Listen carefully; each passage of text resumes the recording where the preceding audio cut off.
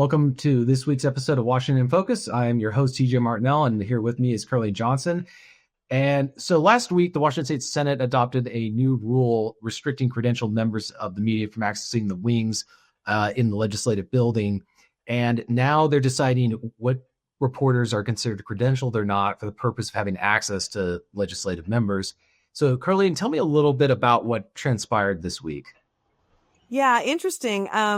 We Center Square, I have a fully credentialed media pass, which means that at any time on the Capitol campus, I'm allowed to go into the wings to watch action on the floor of the Senate or House, right? And I can sit in there and work, whether it's at the designated press table or sit on a bench in the wings so I can kind of watch what's happening on the floor or whatever. But the fight has been over other members of the press deemed, I'll use today's verbiage, non-legacy media, right? So folks that are independent journalists, folks like Jonathan Choe and Brandy Cruz, they were not given full press credentials and had to subsequently fight for that. And the back and forth over the last, 2 months, since the beginning of session, more than 2 months, is what culminated in events that happened on Tuesday of this week at the state capitol, where Jonathan Choe did finally receive his weekly pass and thought he was fully credentialed. Didn't turn out to be the case. Yeah, it's interesting because I watched the video that you filmed of the interaction between him and the communications director or manager for the state Senate Democrats. And he was showing his credentials and he was showing his paperwork, and they were still saying that you're not a journalist. So I'm curious what does that mean if you have credentials that say you can do stuff? He was trying to access the wings, right? That was the issue, where even if you have credentials, you still need to be invited by the members of the party or staff on behalf of the legislators. Exactly. And that was one of the things that was changed last week. So when the Capitol Correspondents Association decided, upon some pressure, that they were like, okay, we don't want to be responsible for deciding which press members get fully credentialed and which don't. They said, okay, we're going to wash our hands of this, turn it back over to the Senate. And of course, majority Democrats then, under Senator Manka Dhingra's bill that she brought up last week, said, okay, well, so here's what we're going to do. We're going to say, we decide who gets fully credentialed. And even if you are a newly fully credentialed member of the media, you will have to be invited into the wings. And as I mentioned, that's the area where you would go in and have, access to members, lawmakers and staff members. And a lot of times, you've been there before, TJ, you know how it works. They're on the floor, right? There's floor votes going on. And so they might step off for a minute and say it's a bill that, you as a reporter have been covering for weeks, months, whatever, that you really care about. That's your chance to have 2-3 minutes with that lawmaker, unscripted, whatever, say, hey, you just voted down on that. Why'd you vote against it? I thought you were going to vote yes. I mean, it's those sort of organic moments as a reporter that you only can get if you're sitting in the wings and watching it. The other big thing is that majority Democrats only hold their media press availabilities in Senate Democratic chambers, which are in the wings. So if you are not approved to be in there, you don't have access. And that's what went down on Tuesday when Jonathan Choe had gotten his weekly pass and thought he was going to be able to get into the wings to attend the media availability and ask whatever questions he wanted to ask. And he was denied. And that's what we saw kind of blow up on social media on Tuesday and Wednesday. So it seems like this is, at least in this case, it's them trying to restrict who's able to go to the media availabilities. Now, someone might say, well, they can watch it on TVW. Or they can watch it remotely. What would you say to that? As you know, I mean, as I just mentioned, the Democrat majority leadership, right? When they hold their weekly press availability in the Senate chambers on the Democratic side, if you are not there in person, sitting in caucus chambers, you can't ask a question. Sure, any member of the general public or other media outlets, as many do, can watch that, but you don't get to ask the question. So that is the crux of it right now, where they're saying only invited members of the media coming in can ask the questions. Well, it's kind of the, I don't know, the fox guarding the hen house, if you will, right? I mean, because that seems to be an issue that I've seen for a long time, is reporters having fear of lawmakers not appreciating their coverage, and just because it doesn't make them look good, or it's not pushing the narrative that they want, so they just don't talk to them anymore. And so this can create a situation where now that the legislature gets to decide who's a credentialed press member, it also, not only does it prevent people like Choe from asking questions at a press conference or media availability, but it also one could argue it has a chilling effect on the questions that are asked at the media availability, because they may not do anything immediately or right away, but it's like next year, yeah, we're not going to renew your credentials. I mean, because how 100%. Right. And so it also is kind of this interesting thing where it's almost like the legislature is holding the media accountable rather than the media holding the legislature. Well, I hadn't thought about it that way, but it is, and them deciding who has literally a seat at the table. When media has completely changed, you've been doing this a long time. I've been doing this a long time.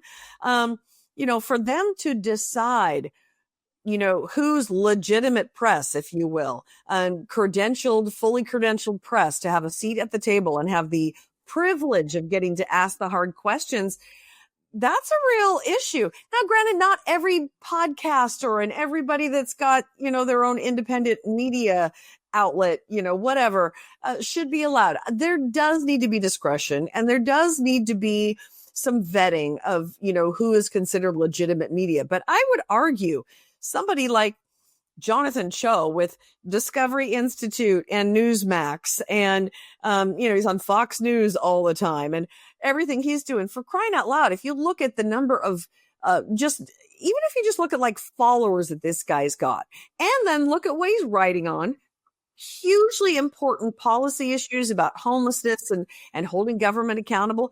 Those are the things right now that people are paying attention to. I would argue more than ever under the, Trump administration this time around.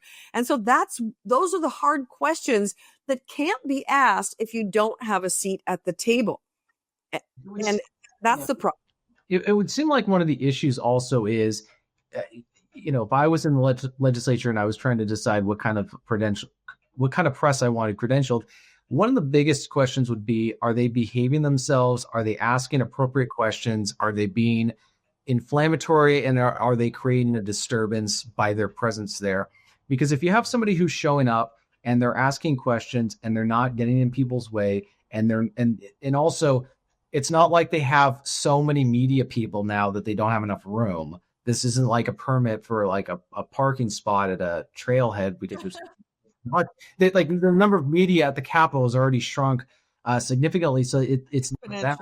Yeah. Right. And so you would think that they would just say, look, if you're going to be in here, you need to, one, wait till you're called on, and don't harass legislators who don't want to talk to you when they're in the wings, and just show some decorum and conduct yourselves accordingly. But other than that, if somebody shows up and wants to be a citizen journalist or citizen reporter, there's unwritten rules of how to behave as a reporter. So that's kind of my looking at it, because they're still going to have to come up with permanent rules. Right now, it's all temporary because they've got the credentialing authority back, but they've got to come up with definitions of what constitutes a reporter.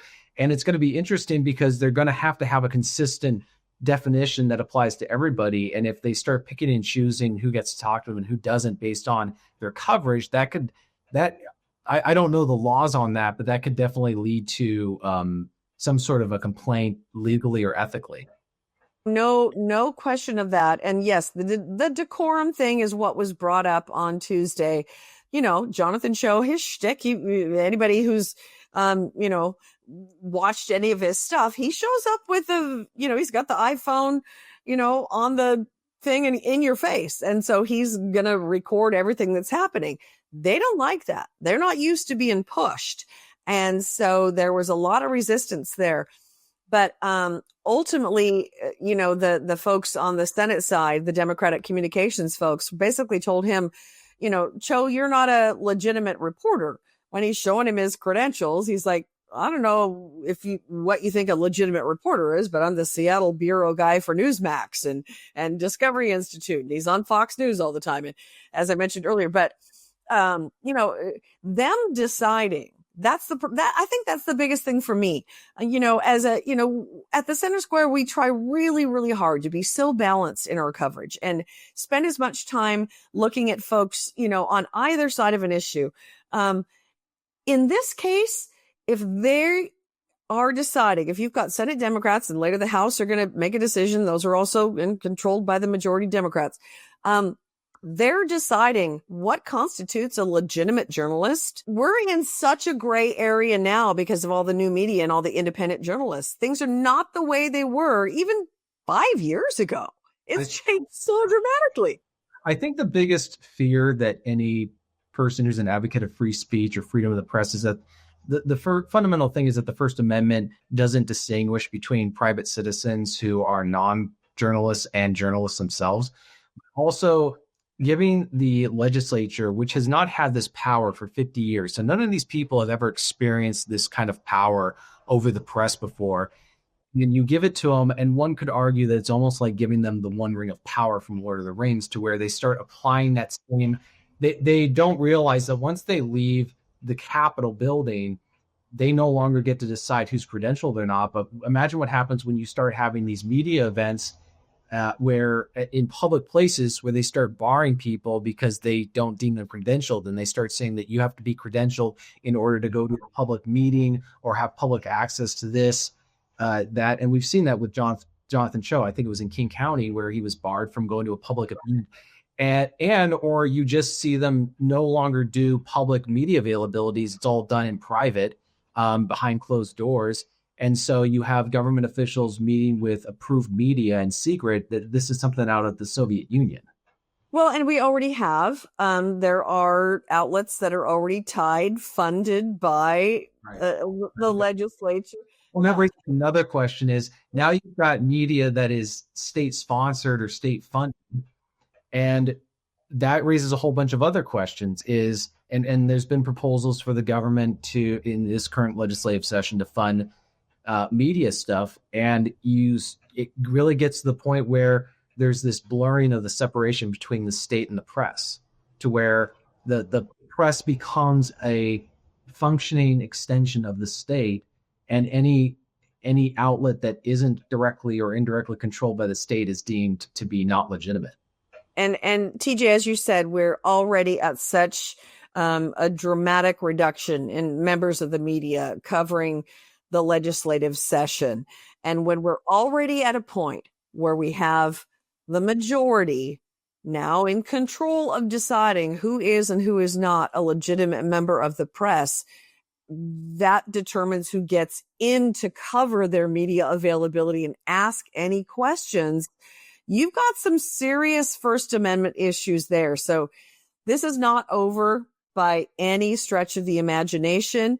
The House has yet to come up with their own rules. They're trying to do that.